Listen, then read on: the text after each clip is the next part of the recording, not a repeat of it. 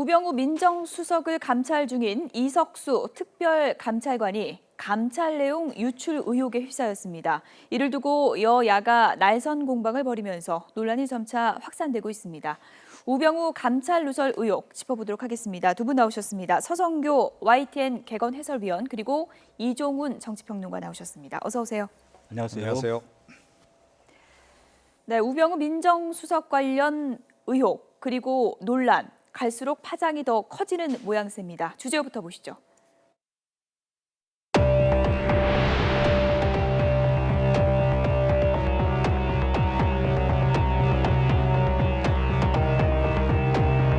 이석수 특별감찰관의 누설 의혹에 대한 엄정한 조사를 촉구합니다. 우병우 일병 구하기 어떤 사찰대가 있어가지고 특별감찰관 시위를 도청, 감청, 사찰을 하고 있는 도대체 종잡을 수가 없습니다.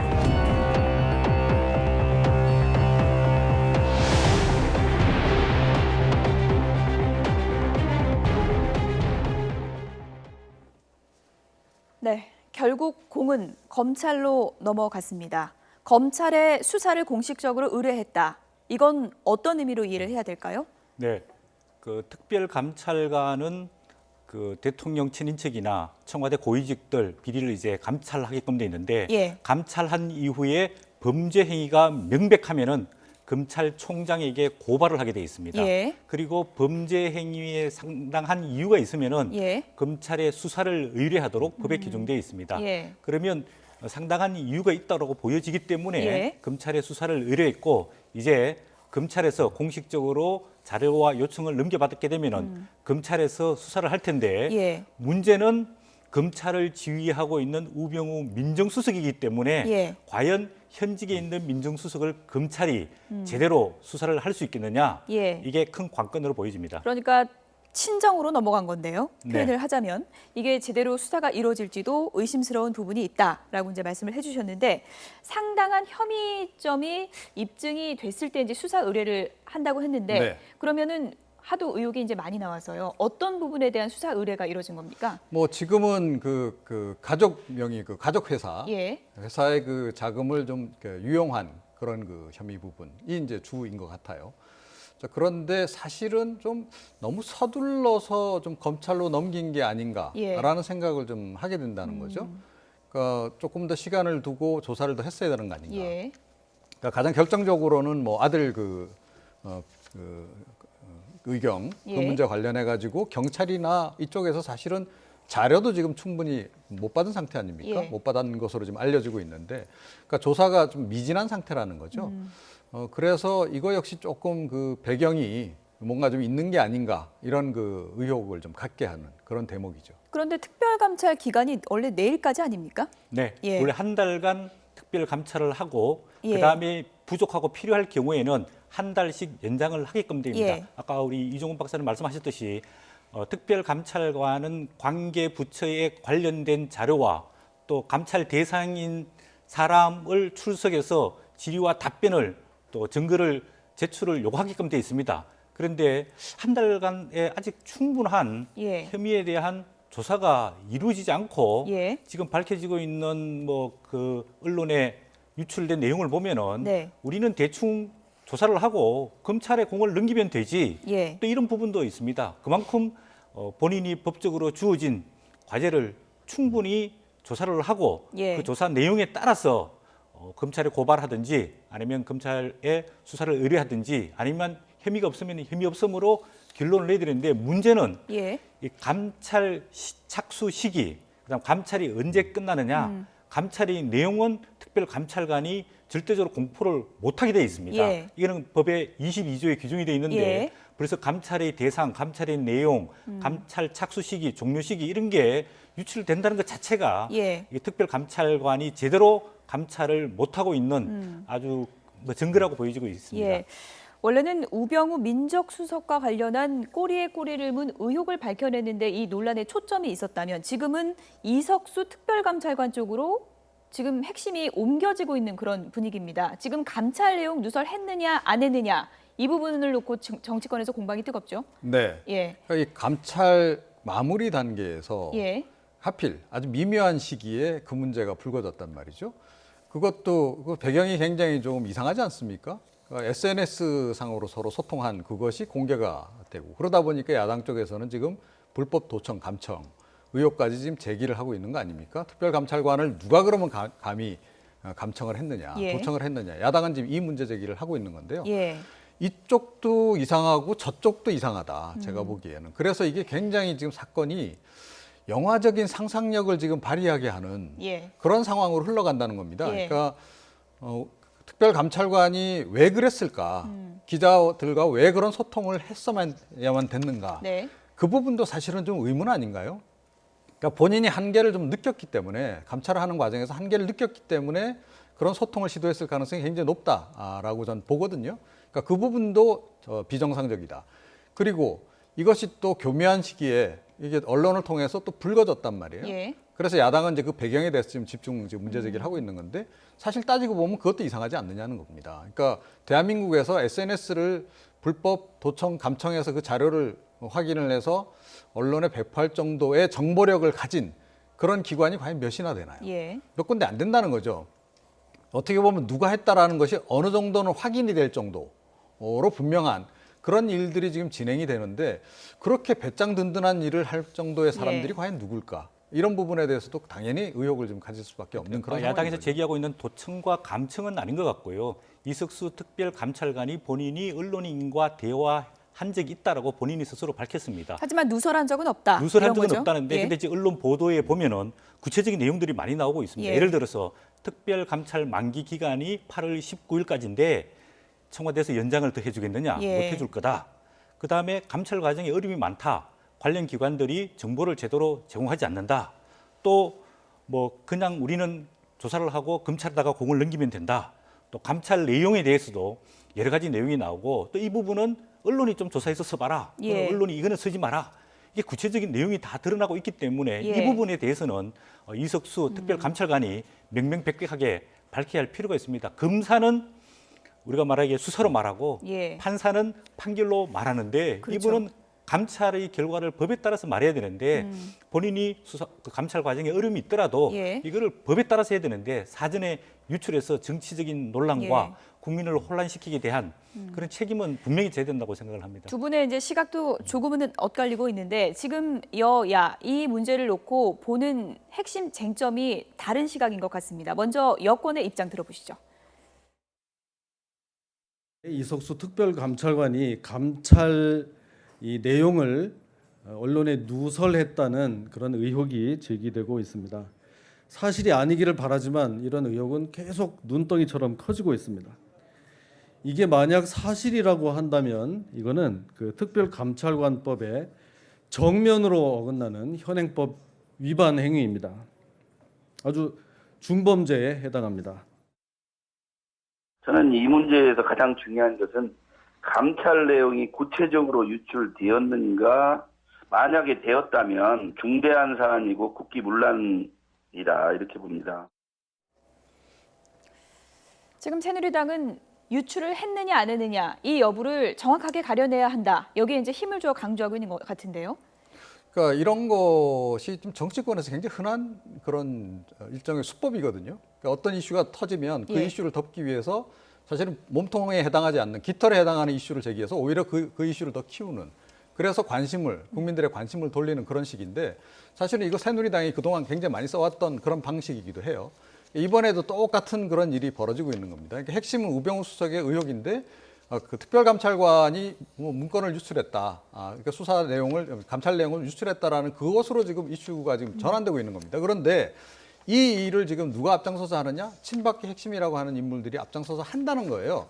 자, 국민들이 이거 다 보고 있습니다. 왜 이분들이 갑자기 이렇게 태도가 바뀌었죠? 그러니까 과거에, 그러니까 얼마 전만 하더라도 친박계 내에서조차 사실은 우병우 수석 결단 내려야 된다라는 얘기가 나왔는데 갑자기 기류가 바뀐 것. 그거 역시 또 다른 영화적 상상력을 지금 자꾸 자극한다. 이렇게 말씀드리고 싶습니다. 네. 말씀하신 대로 원래 문제의 발단은 이제 우병우 민정수석과 관련된 의혹들이었습니다. 그런데 그 의혹에 대해서 조사하는 과정에서 특별감찰관이 본인이 이런 유출을 하게 되면 어떤 정치적인 파장과 혼란을 야기한다는 것을 알면서도 예. 의도적으로 만약에 유출을 했다라면 그것도 조사해 봐야 되겠지만 만약에 사실이 그렇다면 예. 이 부분은 상당히 본인이 이런 감찰 이외의 다른 목적을 가지고 했던 것 아니냐. 그래서 이 부분에 대해서도 검찰에서 어떻게 유출이 됐으면 어떻게 유출이 되는 과정이었던 건지, 그다음에 유출자가 누군지, 예. 유출한 목적과 의도가 뭔지 이 예. 부분에 대해서도 명명백백하게 밝힐 필요가 있다고 짧게 봅니다. 네, 그런데 말이죠. 예. 근데 이 특별감찰관은 누가 임명했죠? 박근혜 대통령이 임명을 했습니다. 또 박근혜 대통령의 지시만을 받아서 움직이는 사람입니다. 자, 그 사람이 조사를 하는 과정에서 한계에 부딪혀서 만약에 유출했다면 그런 그 정보들을 유출했던 그런 정황으로 이렇게 볼 수밖에 없는데, 자, 이런 상황이 정상적이냐는 거죠. 절대 정상적이지 않다는 겁니다.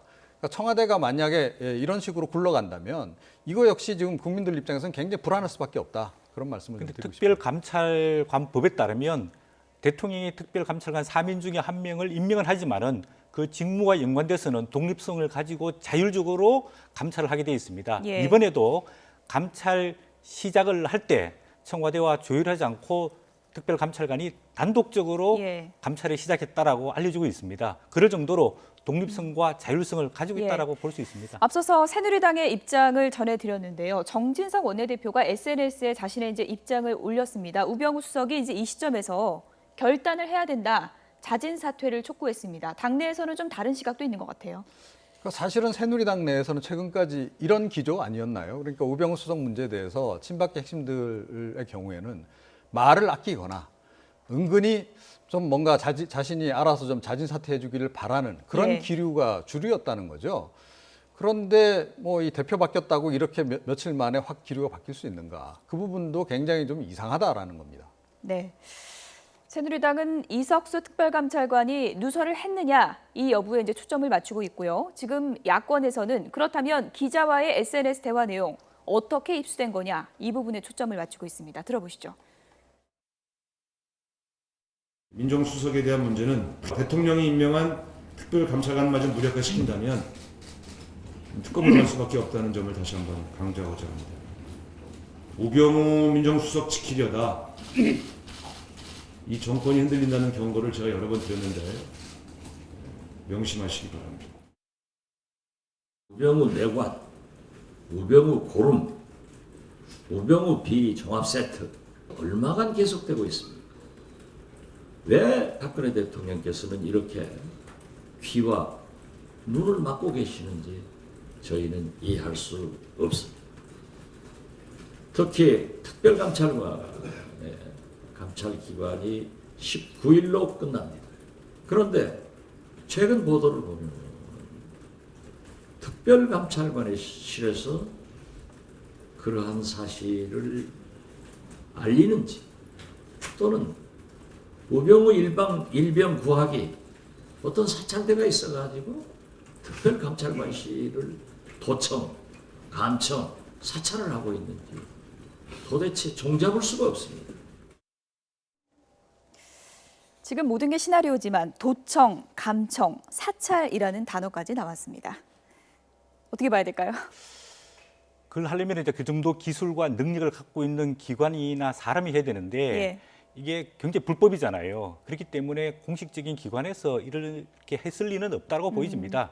이석수 특별감찰관이 본인이 언론인과 대화하면서 이런 이야기를 했다고 한 적이 있기 때문에 이 부분이 SNS 감청이나 도청을 했다라고는 보여지지 않고요. 예. 아직까지 그 유출 경로와 내용, 그다음 여부가 아직 공식적으로 확인이 되지 않고 있기 때문에 예. 이런 정치권 논란과 국민의 혼란이 가중되고 있는데 이 부분에 대해서도 검찰이 조속하게 빨리 수사를 해서 밝힐 필요가 있다라고 보여집니다. 그리고 일단 특별감찰관이 검찰의 수사를 의뢰했기 때문에 예.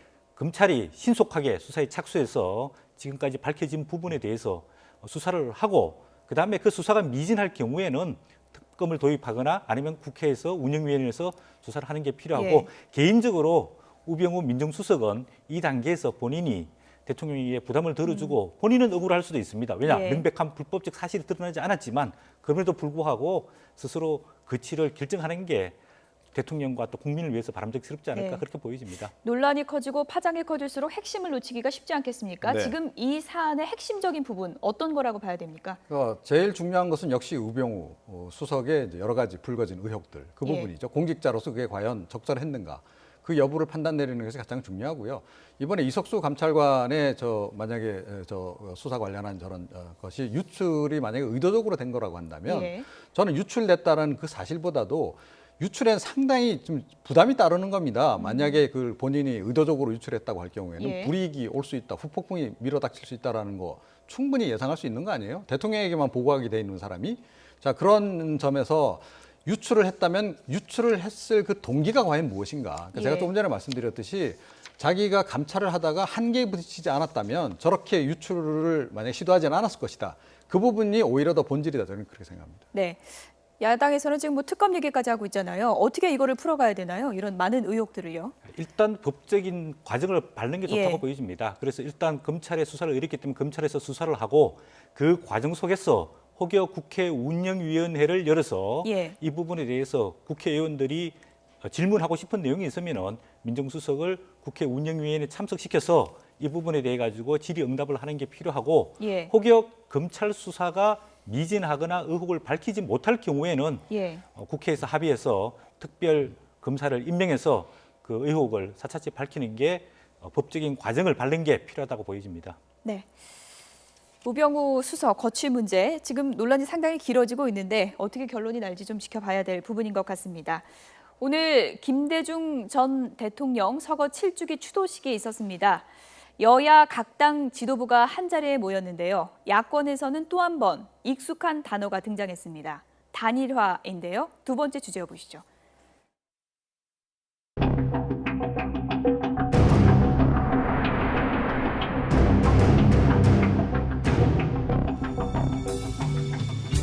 찬바람이 불면 내가 떠난 줄 아세요?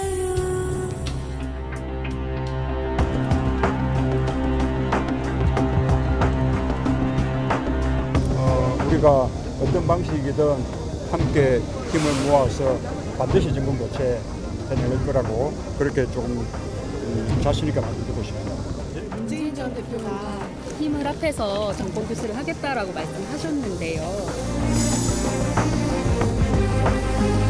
손을 잡겠다고 했는데 저기부터 먼저 가야 돼요.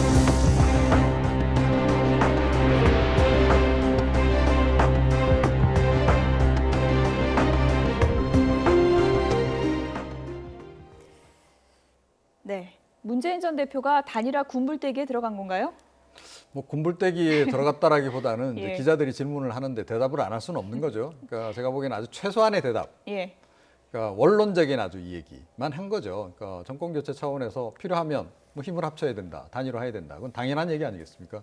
그 이상의 얘기를 하기는 쉽지 않았을 것이다. 자, 반면에 이제 안철수 전 대표는 조금 전에 이제 영상에도 나왔습니다만 예. 대답을 회피했어요. 그러니까 기본적으로 단일화 협상 테이블에 앉고 싶지 않을 겁니다. 2012년에 악몽이 되살아날 가능성이 높으니까요. 그럼에도 불구하고 지금 앉지 않으면 안 되는 그런 상황에서 사실은 나는 단일화를 이번에는 응할 생각이 없다라고 예. 하는 그런 메시지를 오늘 던진 거나 다름이 없다 이렇게 생각합니다. 네. 마음이 이제 문재인 전 대표 입장에 봐서는 조급하겠죠. 지난 2012년 때 안철수 대표가 본인 단일화를 해서 지지를 해줬는데 예. 이번에 다시 또 지지를 받아야 되는 그런 입장이 있는데 안철수 전 대표 입장에 봤을 때는 한 번 속지 두 번 속겠느냐. 예. 그리고 나는 작년 12월 탈당해서 독자적인 정당을 만들어서 국민의 지지를 받고 있기 때문에 나는 일단 내 길로 가겠다. 예. 그런 결연한 의지가 그 표정에 잘 읽혀지고 있습니다. 네. 기자가 물어봤기 때문에 최소한의 답변을 한 것이다라고 하셨는데 단어를 보면요. 그래도 단일화에 대한 의지가 엿보이는 것 같습니다. 오늘 문재인 전 대표와 안철수 전 대표의 반응 함께 보시죠. 지난번 총선 과정에서 야권이 서로 경쟁했지요. 그러나 또 내년 대선에서 정권 교체를 위해서는 다들 또 뜻을 함께하게 되리라고 그렇게 저는 믿습니다.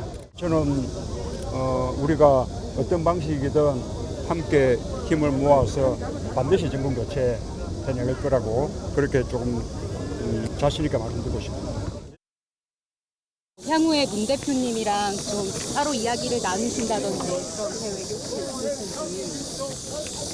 우리가 민주당 앞에 있지 마. 어떤 방식으로든 힘을 모으겠다고 문재인 대표님은 그러시는데 어떻게 힘을 모으시겠어요, 대표님도?